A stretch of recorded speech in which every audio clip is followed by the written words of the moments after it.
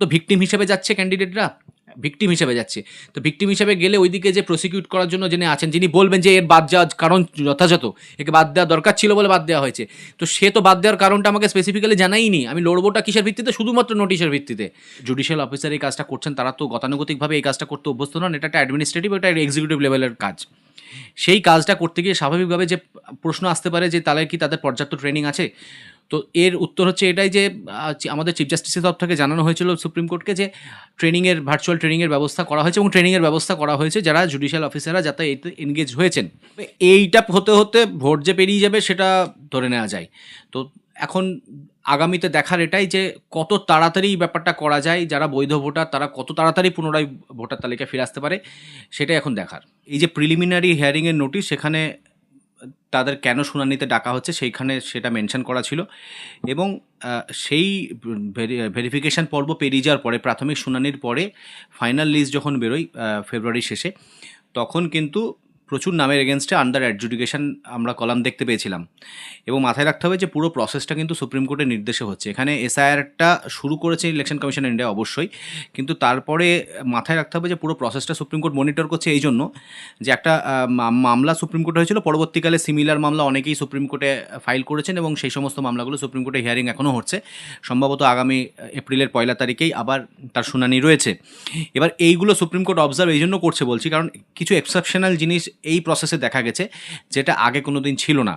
অর্থাৎ কিনা যখন আন্ডার অ্যাডজুডিকেশনের মধ্যে অনেক সংখ্যক ক্যান্ডিডেট, প্রায় 60 লক্ষর বেশি ভোটারকে যখন আমরা দেখলাম যে তাদের নাম আন্ডার অ্যাডজুডিকেশনে রয়েছে, তখন সুপ্রিম কোর্ট কিন্তু হাইকোর্টে আমাদের প্রধান বিচারপতিকে, মহামান্য প্রধান বিচারপতিকে নির্দেশ দিল যে তুমি তোমার আন্ডারে থাকা জুডিশিয়াল অফিসার যারা ডিস্ট্রিক্ট জাজ লেভেলের অফিসার বা অ্যাডিশনাল ডিস্ট্রিক্ট জাজ লেভেলের অফিসার, তাদেরকে এনগেজ করো এবং এই অ্যাডজুডিকেশনের পর্বটাকে ঠিকঠাকভাবে যাতে সুরা হয় সেটা দেখো। মানে কেউ যেন বৈধ ভোটার বাদ না যায়, এটাই ছিল সুপ্রিম কোর্টের এইটা বলার পিছনে উদ্দেশ্য। পাশাপাশি এটাও বলা হয়েছিল যে যদি জুডিশিয়াল অফিসার কম পড়ে তাহলে সেক্ষেত্রে তুমি পার্শ্ববর্তী রাজ্য থেকেও জুডিশিয়াল অফিসার নিয়ে এই কাজটা করতে পারো।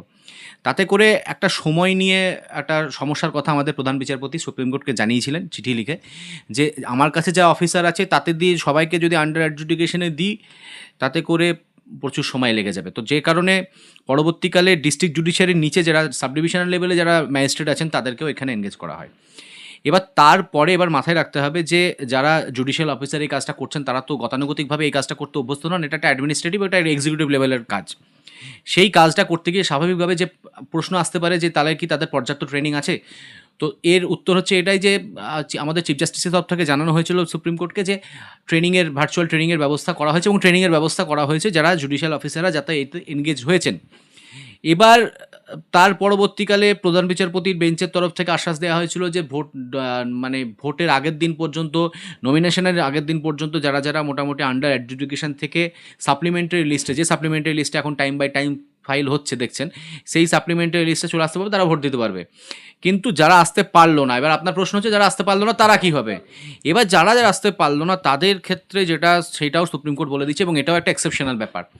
সাধারণত ক্ষেত্রে যারা আসতে পারে না এই ধরনের একটা স্পেশাল ইন্টেন্সিভ রিভিশনের পরে, তাদেরকে কিন্তু আপনার অ্যাপিল করতে হয় হচ্ছে রুল 23 অ্যাপিল, যেটা মানে the representation of the people's অ্যাক্টের।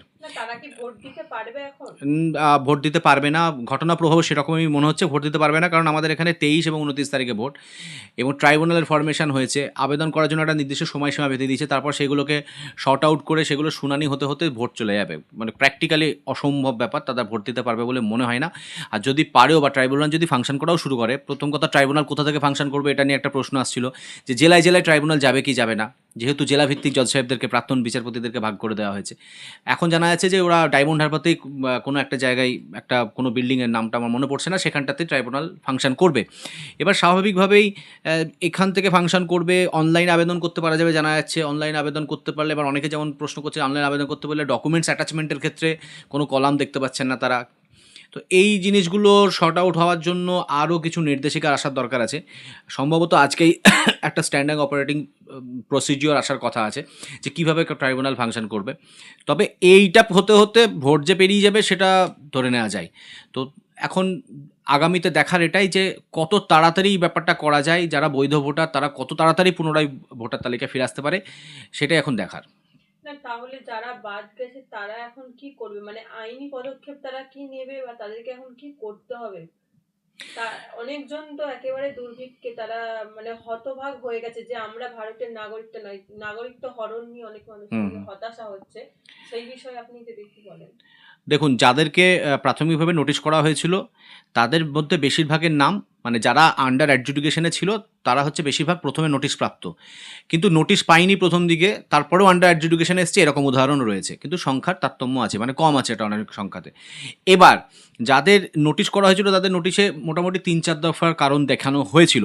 এই ব্যাপারটাতে বিএলওরা যারা গ্রাউন্ড লেভেলে কাজ করেছিলেন তারা আমাদের থেকে অনেক ভালো বলতে পারবেন, কিন্তু যেটা আমরা বুঝতে পারলাম যে ৩-৪ ধরনের ওই হয়েছিল। এক হচ্ছে তো এক যে আপনার যদি ২০০২-এর লিস্টে নাম থাকে তাহলে ম্যাপিংয়ের মাধ্যমে হচ্ছিল, মানে ২০০২-এর লিস্টে থাকা ক্যান্ডিডেটগুলোকে ম্যাপড বলছিল। আর একটা হচ্ছে আনম্যাপড ক্যাটাগরিতে, যাদের ২০০২-এর লিস্টের সঙ্গে ম্যাপিং করার কোনো ব্যাপার নেই। আর একটা হচ্ছে পরবর্তীকালে যেটা থেকে সবথেকে বেশি সংখ্যক ক্যান্ডিডেট ঢুকলো, ১ কোটি প্রায় ৩৬ লাখ, সেটা লজিক্যাল ডিসক্রিপেন্সি। এই লজিক্যাল ডিসক্রিপেন্সিতে তো আবার ৩-৪টে ক্যাটাগরি ছিল।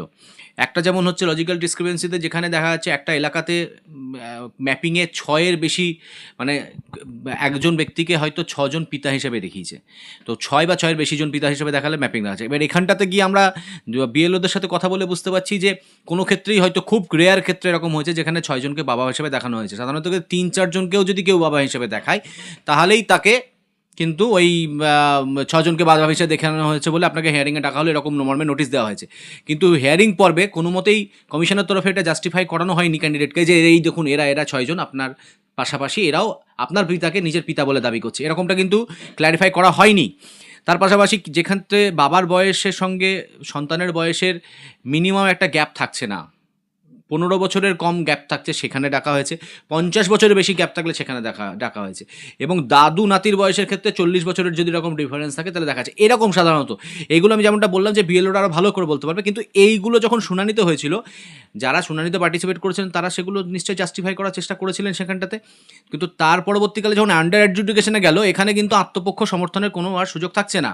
মানে এখানে আন্ডার অ্যাডজুডিকেশনে গিয়ে আপনি যে ডকুমেন্টসগুলো বিএলওর মাধ্যমে এই আরওর কাছে গেল সেগুলোকে আদৌ আন্ডার অ্যাডজুডিকেশনের যে সমস্ত জজ সাহেবরা বসে আছে তাদের কাছে পৌঁছলো, এটা একটা প্রশ্ন।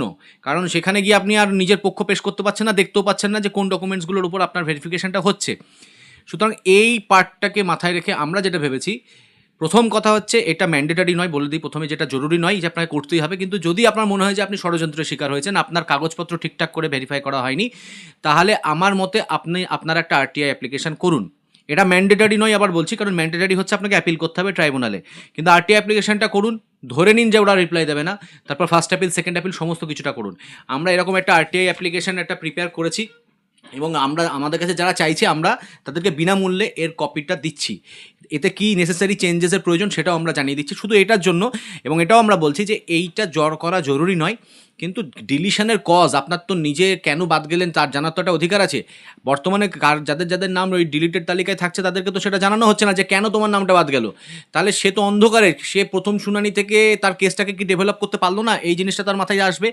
তিনি শিক্ষিত হন বা মূর্খ হন তার সাথে তো কোনো সম্পর্ক নেই, কিন্তু তাহলে কেন তাদেরকে তার ডিলিশনের কজটা জানানো হচ্ছে না, তাদের ডকুমেন্টসগুলোকে আদৌ ভেরিফাই করা হয়েছিল সেটাও তো তারা বুঝতে পারছে না। যে কারণে আরটিআইটা করার দরকার আছে বলে আমার মনে হয়, কিন্তু আমি তাও বলবো সেটা আবেদনকারী নিজের ব্যাপার। আরটিআই করতে অত আহামরি তো খরচ হয় না। সুতরাং চাইলে যদি তার ক্যান্ডিডেটের মনে হয় যে কোনো অ্যাপ্লিকেন্টের যে আমার ষড়যন্ত্র শিকার আমি হয়েছি, আমার নাম থাকা উচিত ছিল, কারণ দেখা যাচ্ছে একই বাড়িতে 3টে ভাই, 2টো ভাইয়ের আছে, একটা ভাইয়ের নেই, এই ধরনের ক্ষেত্রে কী ব্যাখ্যা, যুক্তিগ্রাহ্য ব্যাখ্যা দিতে পারে? যারা বাদ দিচ্ছে তাদের তো একটা ব্যাখ্যা দিতে হবে যে এই জন্য বাদ হল। সুতরাং আমাদের যেমনটা মনে হয়েছে যে প্রপার ট্রেনিংয়ের অভাব একটা অবশ্যই কারণ, যে দুম করে জুডিশিয়াল অফিসাররা এত শর্ট স্প্যানের মধ্যে এত হিউজ একটা টাস্কে করা, অতটা চারটিখানি ব্যাপার নয়, সেটা কারোর পক্ষেই নয়, ওটা হিউম্যান বিংয়ের পক্ষে সম্ভব নয়। যে কাজটা করতে অভ্যস্ত তাকে সেই ধরনের কাজ করতে সে যতটা পারদর্শিতা দেখাতে পারবে, সেই ধরনের কাজ না হলে যে দেখাতে পারবে না। কিন্তু এখানে একটা টাইম বাউন্ড ম্যানারে খুব তাড়াতাড়ির মধ্যে একটা কাজ শেষ করতে পারার একটা নির্দেশ ছিল, তো সেটা একটা এগেন্সে যেতে পারে। আমরা কাউকে সেই জন্যই বলছি যে ব্লেম না করে আমরা জানতে চাইছি যে কী কারণে আমাদের এটা বাদ গেল, তার জন্য আরটিআই। এবার বাকি যে ব্যাপারটা সেটা হচ্ছে যে মেন যেটা সব থেকে, সেটা হচ্ছে ট্রাইব্যুনাল ট্রাইব্যুনালে অ্যাপ্লিকেশন করা। এবার ট্রাইব্যুনালে অ্যাপ্লিকেশনের ক্ষেত্রে যদি অনলাইন পোর্টালে আমি দেখলাম যে ওটা যেটা ওয়ার্ডের একটা বাউন্ডারি দিয়েছে, তাতে 500টা 1000টা ওয়ার্ডের মধ্যে অ্যাপিলের কজ অফ অ্যাপিল লিখতে হচ্ছে, আর রিলিফ প্রেট মানে প্রেয়ারে রাখতে হচ্ছে 500টা অ্যাপিলের ওয়ার্ডের মধ্যে। এটা ঠিকই আছে, কিন্তু কোনো কোনো ক্ষেত্রে ইউনিক ক্ষেত্রে যদি দেখা গেলো আপনার শব্দবন্ধ যদি 1000 বা 500-র বেশি হয়ে যায়, তখন আমার মনে হয় আপনার অফলাইনে অ্যাপ্লিকেশন করাই ভালো। যেহেতু অফলাইনে প্রত্যেকটা সাব ডিভিশন ব্লক লেভেলে নিচ্ছে এবং সেখানে আপনি আপনার অ্যাটাচমেন্টগুলোকে একসাথে অ্যানেক্স করে দিতে পারছেন।